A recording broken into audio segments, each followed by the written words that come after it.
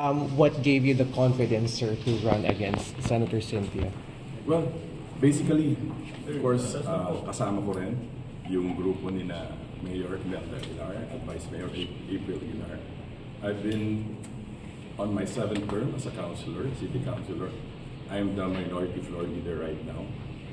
Matagal na din tayo nagsisilbi sa lungsod ng Las Piñas.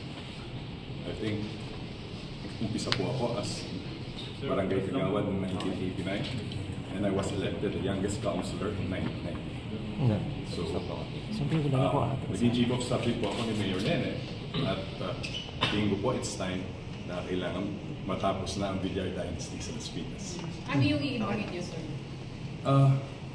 Makita niyo po itong hawak ko. Siguro lumabas naman po ito sa lahat ng mga days.